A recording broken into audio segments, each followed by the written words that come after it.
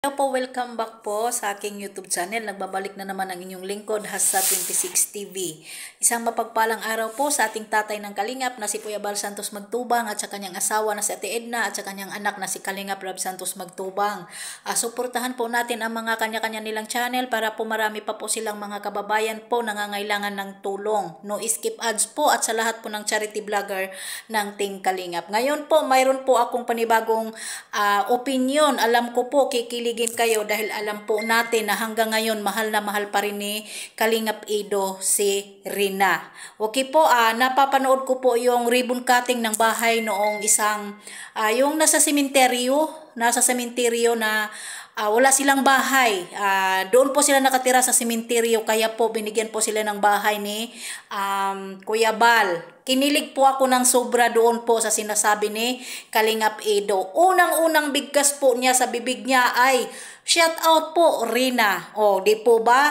Kaya hanggang ngayon po hindi po nakakalimutan ni Kalingap Edo ang kanyang nag-iisang bunsong kapatid na si Rina. Kaya po tayo wag po natin husgahan si Kalingap Edo kasi po hindi po natin mabukbuksan ang puso at isip niya para basahin po yung yung nasa loob niya. Kahit po ay nakipagtandem po siya kay Erika, alam ko po sa puso at isip niya, hindi po niya nakakalimutan po ang kanyang pinakamamahal na kapatid na si Rina. Di po ba? Kaya po tayo po talaga sa totoo lang ako po ay kinilig ng husto.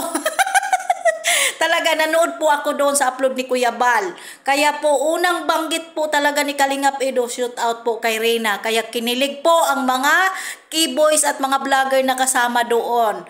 Di po ba ito po ay hindi po fake news.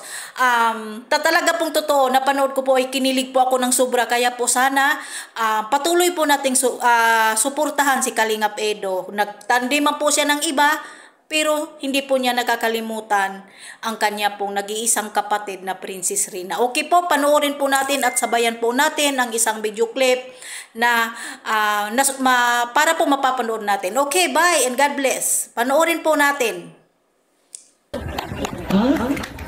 Ikaw ba yung pilota? Shout out Erika. Shout out hello po sa mga